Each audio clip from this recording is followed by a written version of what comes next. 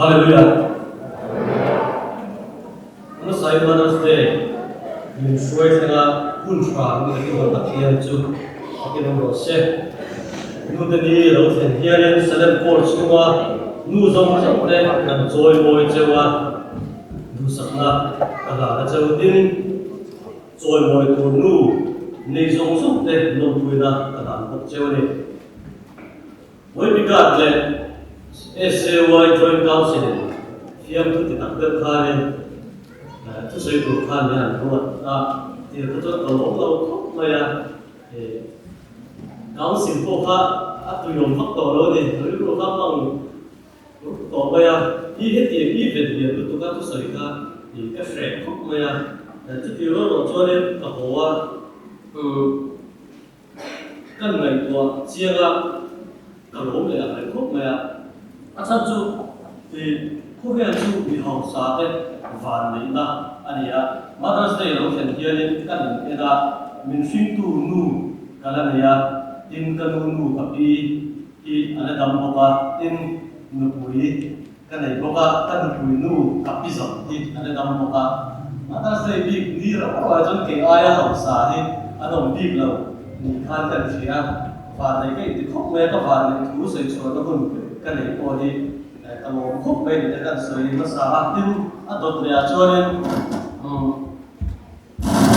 anh cần tu sắc na đó mà đi có tăng lên tu để cái sợi về cái này thì chút điều đó cho nên chỉ cần khô mà dry cái tài phôi đó trong dry khô mà tu cái sợi đó sản phẩm này khô mà tu cái sợi đó phát này khô mà thế in Sunday school thế cái khai khô của bác SAY là thế chúng ta có soi tổ của các chủ thầy về các chủ làm chỉ dùng các anh các điểm số của các đó thiên hình này không sẽ cái là điểm đầu đó anh và lại các cái chuyện này sẽ cho nên các thằng số đó các thằng kim đó nó đi về tất cả cho vào cho tàu khóc mà thằng số đấy cái nó đi tàu khóc cái gì là thực sự của ta đừng có tóm cái nào mà sẽ là nó khóc lên thì cái thằng số là sao cái này Joint Council là phiên thu thì tận đâu mình rộp suộc tu thế khác lẳng chiang rộp với bây giờ phiên thu nuôi xuống cho nó thô cái thì không dùng cái này là nữa ăn tôm chua thì ai tâm sản này tiêu tâm cái giá khóc mà thu bản là sản xuất bộ hạt này mà chúng ta cần gì đó chúng ta cần là tốt đó thì là mấy chủ là ngay là là chút điều đó là Joint Council các sản phố ngoài thì là Joint Council và là khai ảnh phá những nghề thứ sử dụng hiện hình luật mình sọt sọt thì khai đúng lòng tu đâu các sọt cái này mình bị xảy ra là khúc mày là làm chú thứ sử đây này là cũng đã tải đồ xe hàng thì mấy cho bạn cho nên thủ cái đấy là các xây được là ngay là chút điều đó là cho lúc mình là cái mình đâu phải thao sập của khai các sọt các sản cho nên Mother's Day lâu tiền số là chúng ta cái chỗ cùng tính cả ngay thật sự là thì ta nói là để diễn ta là cái bộ xe của tấm ta nói là nó cho biết xin Mother's Day là trong số là cũng đã ta làm sốc trong cái phần đó trong số là hạt thì thế cũng sẽ là số số cái gì American President Wilson May trong tar với thì đó thiên đi với thì đây official Mother's Day lúc nào ta là qua cái gì ta sẽ cũng phải cái gì mà Mother's Day lúc tiền số là chúng ta cũng phải cần chính là các chúng ta suy luận bây giờ là cuối cùng cái là chú thì nu tên đi Mother's Day thì lộn nó hùn này cần nu tên cần rồi mối nó hùn thì cần chuyện quên một khóc này đây suy luận đó là con chuyện là Mother's Day à here nên thì mình chân khát chua này nu xuống tổ tên hẳn bao chú mình ta cho chọn là lúc này nó hùn tên thì in khô nó bao lâu tên ông chuyện thì tên ông mà cứ tìm cái con nhà nó bây giờ chú với những cái sự của chú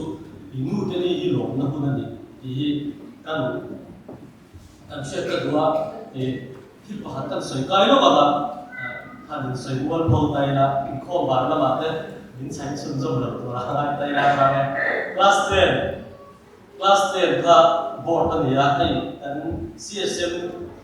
thế papa sama Samuel cái này hắn biết khác anh ấy anh đi khá distinction à khá là pasa các sĩ số cho nên là subject số số anh là tập hợp anh cái rồi cho các phê là chút thì chúng tôi thì số lượng vui tụ khá là chúng ta là không phải cái gì không phát được đâu lại tuổi nên à mà rồi chú cái này tuổi này thì nên cái gì rồi nếu sao chú thì lốm nó có gì à cần đúng này nó thế cái mà như là đúng này nó cái khá là à lốm cái nó cũng có khá là tìm mấy tuổi thì khá là đại chút tiền trước giờ cần có số mà có thì nu sun có cái nó mấy thầy à tin thì pha lần này đâu cái có cái nó mấy thầy mà là chút cần đúng này nó sẽ đặt ra với nó đang cho nên nu thế cho mọi người này muốn sẽ nên cần xong đúng chưa này cho nên chút thì rồi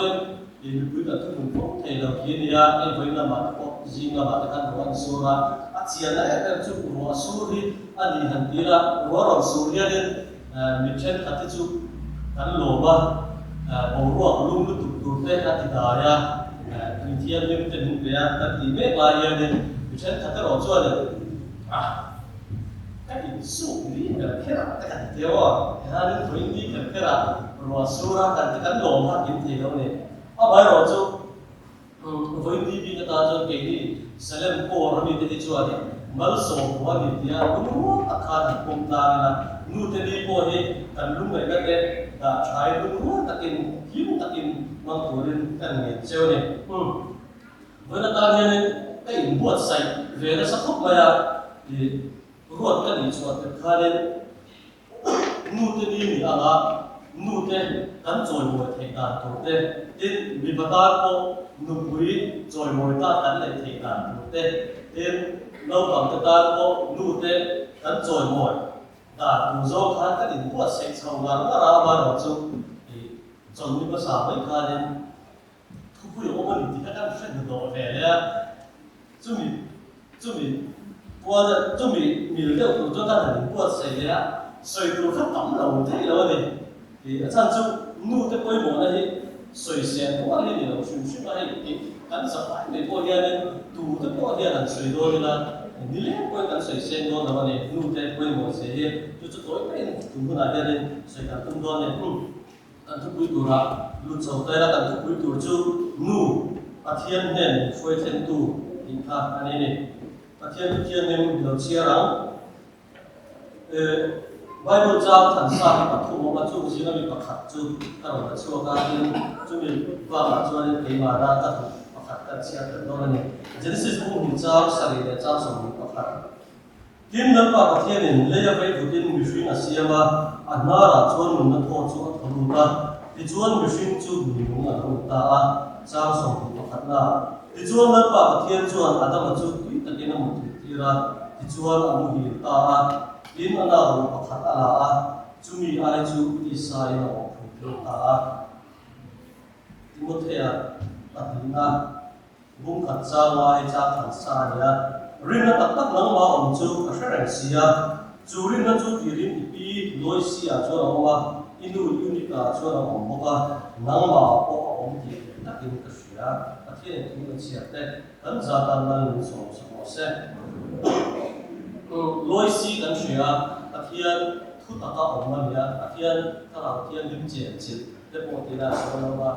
phần hồn unica này à cái như cho này cái thiên thu tất cả ông cả chúng cho cái gì vậy đấy thì cho nên unica cho này pháp bản thì một thế này à thì một thế chú robot của chúng ta cái gì cần sẽ cho mình phải à thế là để làm về thu ngân tiêu đây là thì chân chính cho xe tu đây mà thay đây mà cả lúc mà cái hiện riêng khác là Herodi cần xuyên là Herodi số na vàng cái phần phải là tắc lại Salome thì Bible là hay là chỉ là nó cho Bible chủ giáo là hay Salome thì là đại cái vàng cái Salome thì cái sự đấy là Herodi số na vàng cái phần phải là tắc Salome này Baptist tu rồi mà nó tắc sắc khi là gì chú hiểu rằng nó có cho nên thì người thà này phải là cái giáo sẽ chú chia thiệt thêm cái gì á thì soi cũng có ông chú mới vào cả một thi chủ trang để hành soi cũng cả đó Ruti afel version ti bai mula yani alam lem doa tadi ker do chu api apasal nu na omi chu khovel thila sum le bai a inhana ta ta ni do ti she ma se arin na chong puya zuye du ta ta chan chu pathian mu anu na khani pathian mu be she ni chan chu I pathian chu pathian ya ta so ka da ni nu le fa in ka ra mai di na nu le mo in ka ra ko ya ne a koi mo ka sa ka chin chu nu le pathian ko ta na ni an chi na ni mo pa khat an bi lo te chu tu so mai che lo yam na me she che ha ka da mo pa ni kan bi lo chi na chu ne nu so ka ka ni an che ko ngai mai ni te ni ka la chu to ka ka ta ta ko do la e be chro bu na pathian ni na me chi a rốt ta ta siam ta chân chính thì tiện do mà suy được đây là và thiên nhiên này mấy chuyện như ở siam khóc này thì và thiên nhiên mình bà Adam mà siam mà sẽ Adam mà chụp phong hình to của vàng em mấy chuyện này thì siam này Adam này và thiên thứ siam mà này cho nên muốn ta ta chụp cho nên amma sa này anh cũng hiểu chuyện đó anh chụp phong hình này thì anh cũng做好sẽ chuyện vàng này thu thung lui chu cho phong kim đi xe thuần nó ngay học thì thu thung thar và sẽ thu thung lui chu phong kim lâu vàng thu thung thar thì ngay này thu thung thar chu phong kim tổ em vàng thu thung thar lệ rồi khác cắn vào một tổ hết đâu này chút tiền chết cho nên mình và phong kim lâu nó giống thì mình chia ra nên ông cần thế là chút tiền thì đầu xe cho cả thiên này dân đẳng đẳng mình chia xí đầu thì bản xí đầu đi Asia thì cần dùng để vào xe Asia không nó cho vào cho nên mình chia hết cả thiên thì anh đúng ôi này thì anh cũng là nhiều này tin mình chia Asia đã ôi nên mình bảo thế này cho nên cái này chia lấy khóc mà en class thì cái bộ thì tay ra mình bảo mình chia lại cho nên mình bảo mình chia đôi lại cho nên cái rạ về mấy phải vừa cái tăng kha nên nung nó bộ này nó tăng kha nên đi bà đây xỉa cái này mấy chiếc cái rồi chú âm ăn bùi nung nó này đặc sắc về nó tăng xỉa ngắt cả in đi này luôn cái ta in xuống hết rồi nên chú bảo cho nên mình bà ai em mấy chiếc thì ăn rồi bùi xuống hết người ta thiên xỉa đã qua hiện tại thì đó mình bà đã chú lấy tăng xỉa cái này lấy chú ăn chế độ mấy này anh sẽ có một cái siam phải cần nhà về chia theo rồi chú và thiên nhiên tụ tất cả siam amal so đặc sắc về là cái siam nên anh mà nghe trong câu chuyện này amal so là tình này thì ông đồng thấy rồi chú tiền không amal so đặc sắc này anh đi vào cho nên và thiên nhiên bị sinh nên là trả với một cái về chia nó để in siam rồi dùng thấy là anh thì để không dùng để có về chia để anh đi cho đi cái về này thì do hay là sấy đến đây là vì mấy lột thì nó tất cả là chắc là lột thu cái hàng sấy hay board of tanks tất cả các tia function theo mà tổ bà hiện cái sấy chi là chú thì tổ bà sấy phải thế lâu mà đi quên dùng là có cho lột thu cái sấy thì khai thì cái vùng khô mà mấy hiện nên cái thiên quên về chia thế xiên nên mình bảo lâu xiên phải làm chi dùng cái mấy chia cái đã có đã chuẩn bị cho nên anh em một xiên phải một thiếu tràn xí bị suy nghĩ nó một đồ làm chi cả xiên phải lâu mà đi quên dùng cho nên mấy chia cái vùng khô mẹ thì chơi này哇rồi bùi khóc mẹ sao chú hay hiện diện em chú chỉ là ăn sợi ta làm khai nên mấy chia xiên rồi nên phong kiếm lồng ta sẽ cho nên dân đảo ta làm khai xiên này thì cái gì thì khai ăn sợi vào cho nên chú vào cái mấy chia đây cần mua đấy improve của em này và thiên chú và thiên là cần phải có vàng nên và thiên thì áo của em là áo của em là vàng rồi nên cần phải thiên này chú tiền chỉ cho với nhà quen mua thế improve của em là vàng phát triển qua cần phát triển cần chơi môi chơi này nên và thiên này là mình suy thêm tua ta của nhà nên qua ai mà cho nuôi nhà quên một số cái món thì thế là chân chú cái cầu sản xuất xong đây thì để rồi cho nó ăn hiện các cái món ăn nhiều đây là ba chút nó lên là bằng ai cho nên nuôi chút nó lên là bằng cái một số thế này nên prayer ministry te kan ya nu an tam bera ko ngai to pol athia din angai koi moi am mo ngai na le ko ngai na chu ang pol of mercy kan ne chu po chu nu de bi den ne e chu dia ga chu tong san him na chu nu a ya dai ta ni chia na e chu kwa po le thau trong trai sắc tu nu này thì có vẻ là thiếu lâu cũng cần học hành anh thì chỉ là cái sợi đua anh chân chú thì anh suy phải là bị gã mà không phải anh rồi còn là đúng tất cả các cụ thể cái chân chú thì trong trai sắc tu nu bản đi thì nó đầu trong trai sắc các bạn anh rồi còn là đúng tất cả các chuyện này thì cả một số này cả chú vào cho nên anh nu tên mình trong trai sắc làที่อนุตัดเสร็จจากอินฟ้าเตอินภาษาเตการไปดงว่ามินจงใครสักนิดพุทธส่วนตัวตาจวนอินดูทุสารับเต้นการเด็ดขัดโต้กับคนไม่ใช่เอาไว้เราจูไปดงว่ามินจงใครสักนิดพุทธส่วนชัดโชว์กันนั่นเองว่าสูงคนตัดที่กันนั่นเองนี่ก็เลยจุดยิ่งกงสระเตพุทธาเตรำตามวันจงใครนั่นเองอัดโหดใจเราเลยถ้าพวกกบุ้งดินจามทุมาชวนเรื่องว่าเสกมาอารมณ์เห็นที่ตัวเราบางอย่างตายจูมาฝั่งที่นี่จูบางอย่างเบียดงว่าจงใจถ่าทำหรือคุณค่าเนี่ยแสดงโครานูซงเต็มไปด้วยตับปลาตรงแต่ซงขาโซ่เจ้าเนี่ยจึงค่าเนี่ยทุ่มหุ่ยเลยทุ่มทารจุ่มจ้าค่าเนี่ยไม่เชี่ยเลยฝ่าจะกันแต่ขินก็ค่าเนี่ยเสียงมาสักทุ่มหุ่ยจวนเนี่ยเสียงมาสักมีป่าเอ็นเดียอังคารอันสวยตัวทุ่มหุ่ยน่ะจวนเนี่ยหาอายะหามิดอายะมิดเนี่ยกันที่อ่ะไอ้มีป่าเต้กันเชื่อในป่าเราต้องกันเชื่อเนี่ยกันฟ้าเต้กันทุบเป็ดกันนะพอเห็นเต็มจวนเนี่ยดูได้กันตรงเดียวทั้งเนี่ยไม่เชื่อเต้เราจวนเนี่ยห้องนั้นเลยต้องสักทิ้งกันจะเย็นเนี่ยทุ่มทารจุห้องไหนนะตาเนี่ยกันส่วนผู้เรียนในส่วนหนึ่งหลักสักแต่กันไปกันนู้นจะส่วนหนึ่งกันนั้นเลยกันสักนะกันเองกินไปเดียนตัวนั้นถึงเราจุดโพที่งานก็เป็นกันตาเองกินไปอันตัวเสียนี่